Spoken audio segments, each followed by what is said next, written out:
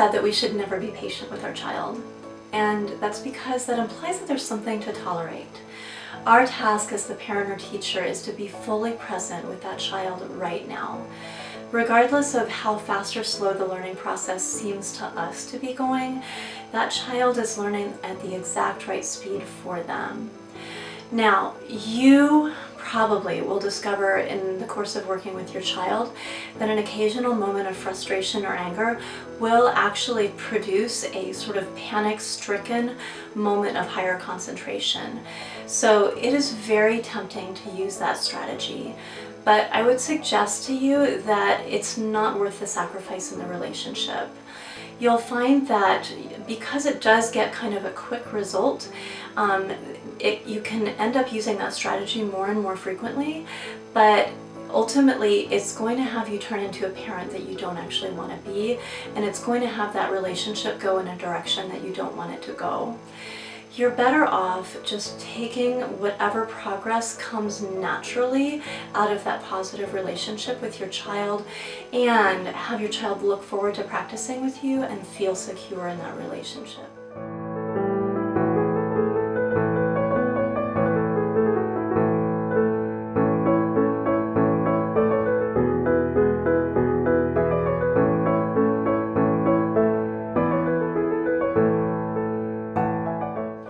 One of the ways that you can help make corrections more gentle is by using nonverbal corrections as often as possible. You'll find that your child is much more willing to receive these than the verbal corrections, which can feel like nagging. So for example, if I want the child to lift their violin, a lot of times I'll simply lift the violin using the body of the violin or even the scroll, and this gives them a physical experience of where that violin needs to be. Remember that it's much easier for you to see where their violin is than for them to feel where their violin is. Another correction that I'll use is if I want them to relax the thumb on the side of the fingerboard, I'll just gently stroke their thumb, and this encourages it to relax. Many children have a difficult time keeping their wrist dropped. If the child is in the middle of playing and I want them to drop their wrist, I'll just kind of tap the back of my wrist. They can see this out of the corner of their eye, and they can just pop that wrist down, and it doesn't interrupt them too strongly while they're concentrating on whatever they're playing.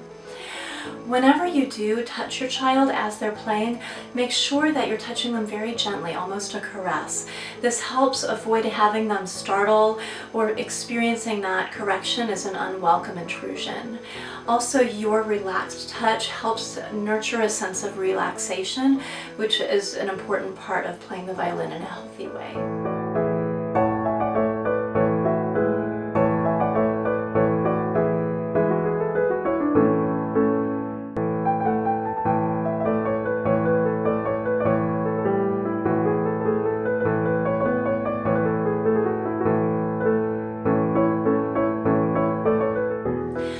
For all of us, our parenting is a blend of instincts that are left over from our own childhood, as well as whatever parenting philosophy we have created along the way, which might arise out of emulating our own parents or might arise as a kind of reaction against what we experienced as we were growing up.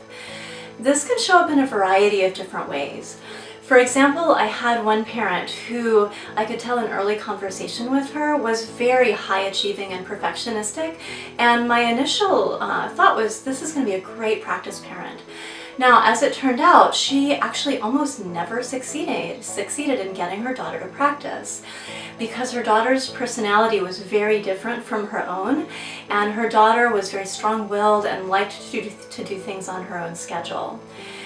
Now, this didn't make sense until I started talking to Hiromi and found out that her own mother had been very hands-off when she was growing up, and she thought that her mother being lax was actually the source of her own high achievement. She didn't realize until we talked that her daughter's personality was very different from her own, and that the strategy that she thought was actually the source of her success growing up happened to work for her, but wasn't necessarily going to work for her daughter.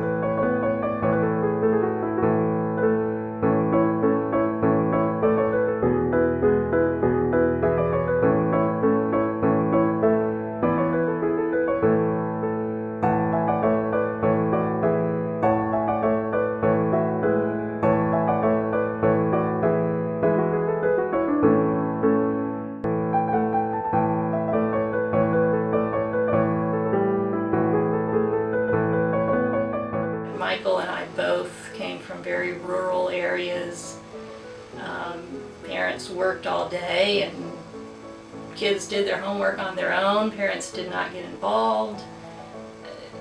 That was it. And so we decided and she's an only child, so we're very involved and we do all sorts of things together.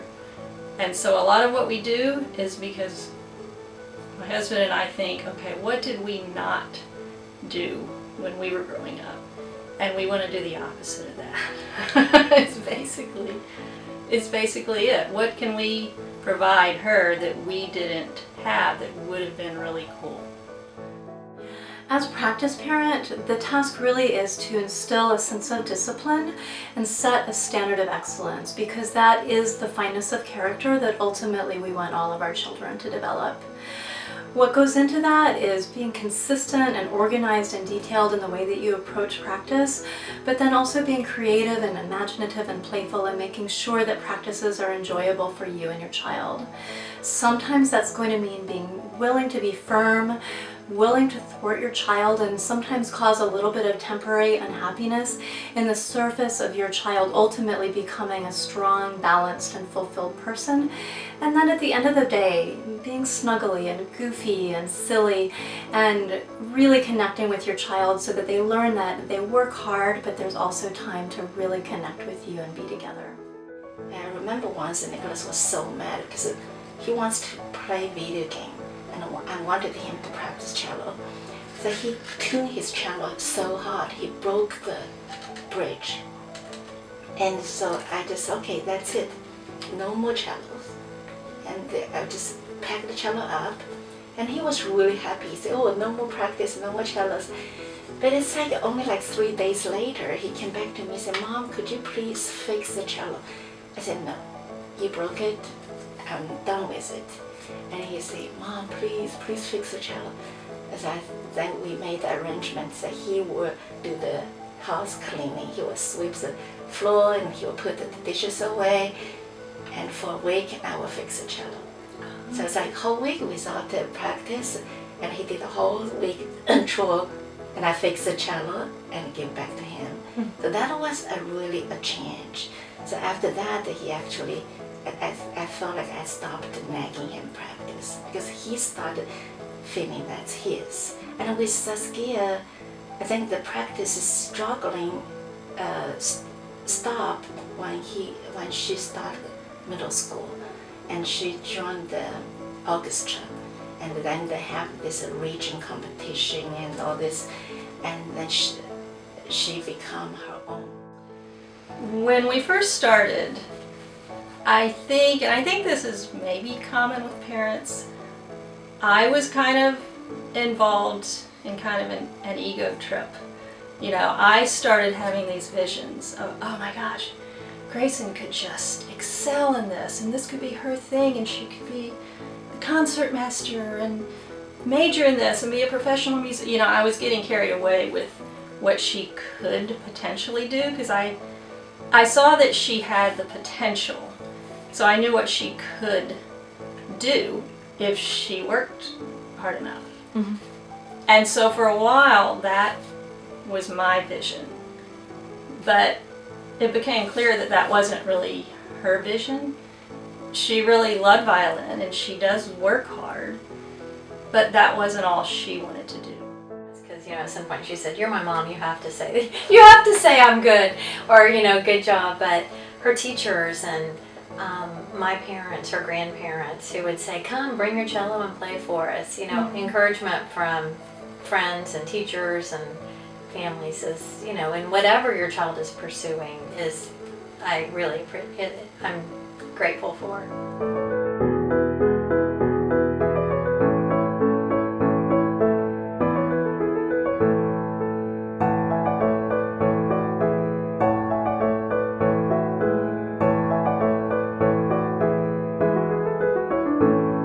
The most profound learning that your child will ever do can never come from you. There is a big difference between being given a car on your 18th birthday and taking an old beat-up car that doesn't run anymore and restoring the engine and rebuilding it to where you can finally drive it on your 18th birthday. Now, at the end of the day, You still have a car that runs and that will take you places. But when that car has been lovingly put together piece by piece by you, when you step behind the wheel, your experience of driving that car is going to be completely different. My parents were phenomenal Suzuki parents, and I grew into an outstanding violinist. I got into Rice University, which is one of the top 20 colleges in the nation, on a scholarship for violin. I also quit violin my second year of college. I was excited to put the violin in the case, and I was excited to never take it out again. The breakdown that I experienced is the breakdown that many children of Tiger parents experience, which is that I never felt that I owned playing the violin. It felt like it belonged to my dad. And it felt that way well into my 20s, which includes 8 years of playing with the Austin Symphony. It's not his fault that I felt that way, but I'm not the only child who has had that experience. That it's important for children to own their own learning process. Kaleidoscopes is built on Montessori principles, which means that at every point along the journey of learning violin, they're engaged in a process of discovery. I was always taught the next piece. My students teach themselves the next piece with the help of their parents. Now, this doesn't mean letting the child decide whether or not to practice. What it does mean is that as they're practicing, you're engaging them in a lively dialogue about their music and about their playing of it. Instead of, you needed this, or you needed that, or make sure you this, or your teacher said to that, you're asking them questions like, how is your pinky doing right now? Or tell me about your thumb, what's going on with your thumb? Or what did you think about how it sounded just now? And what were you thinking as you were playing? And I wonder what would happen if you thought about this instead. As they're figuring out the songs, instead of telling them where you think that next note is, even if you know where the note is, it helps if you can encourage them to find the note on their own. And when they discover a note for themselves, they really own that knowledge in a way that will not be as meaningful for them as if you tell them. We live in a culture of standardized testing, but of course all of us believe that genuine learning is about more than producing the correct answers.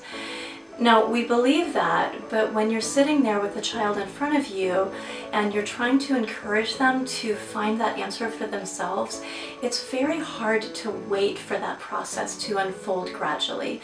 It seems so much faster to give them the answer because we know it already. And it may actually be faster to give your child that car, but it might also be a faster way for that child ultimately to disengage from the learning process and lose interest, and ultimately end up pursuing something where they feel like they have more of an opportunity to express themselves. Grayson got interested in music because of her friend who played piano and violin. So I think that's probably what started it. But then once she started, it really became a cool thing because she was little and that was her area of expertise that mom and dad didn't know anything about. So it's been great that she's the resident expert in music and her silly parents don't understand any of it. I know nothing about music. I mean, I played piano for 2 years growing up, which was great and helpful. But certainly both my daughters bypassed my knowledge pretty quickly. And I think they kind of like that because then I didn't have any standing to make corrections.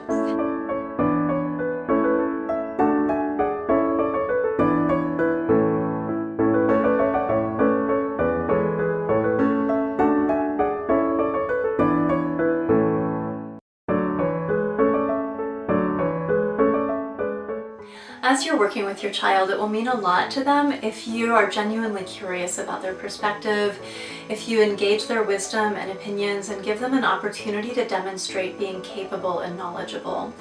This will empower them much more than praise.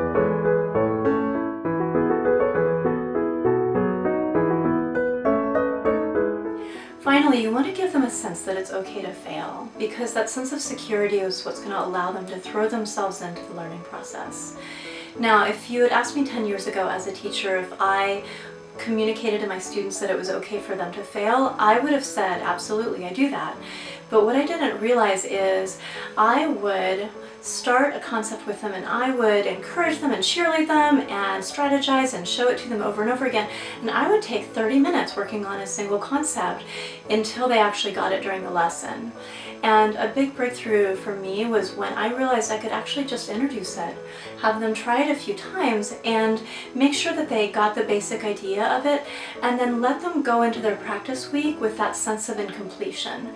And what that did is it sent to my students the communication that I didn't need for them to succeed right then for me to be okay.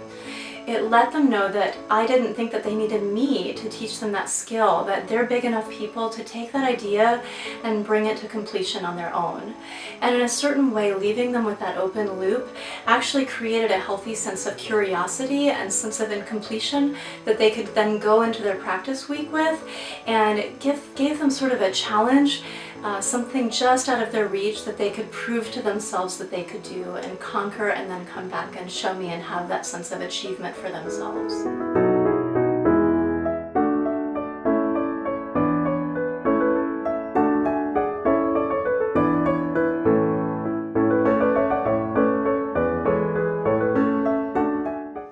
As you begin the process of studying violin with your child, I think you're going to discover that as much as this is a course that they are taking, it's also a course that you're taking. And that's something to really enjoy and embrace, because you're going to grow so much in the experience, and it's going to really enrich your relationship with your child. You'll want to continue to educate yourself on how to be a better practice parent for your child, and also really enjoy discovering how to play violin. You'll know almost as much about the instrument as they will. And as you watch your child become more proficient on the violin and grow as a person, I think you're going to discover that this is one of the achievements that you are most proud of, and also that giving the gift of personal expression and musical expression is one of the most amazing things that you can give to your child.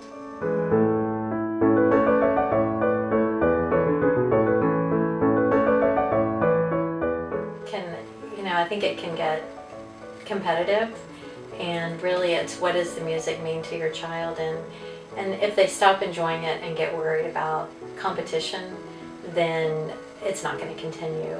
Anyway, I think it's more just bringing joy to their life and to your family. And I mean, the opportunities to play at, my daughter's played, at church, at different events. She's played at my husband's doctor's office, and there's just so much that that they've, it's added to their life, and just enjoy the joy of the music, and help them, I think, progress and at their level, but just enjoy where it takes them. I think you get the payback all the time. Just going to the concert, that's a payback right away. It's you sit there and something that you maybe thought your son or daughter would do is playing there at a concert. Music is beautiful, and that's huge payback. It's beyond the cost that you have to do it. And I want to leave this as my last thought, that I realize that the violin profession is an extremely competitive, selective one. So, as a parent, I don't have lofty, high expectation for Aaron. All I want him to do is to keep playing the violin into his high school years and probably adulthood, and just continue making beautiful music, for his biggest fan, his mom. So, I mean, and at the same time, enjoy the musical journey. That's what I want for Aaron. And then also at the same, let him take the lead. Wherever he wants to take violin, that's completely up to him. No pressure from his family.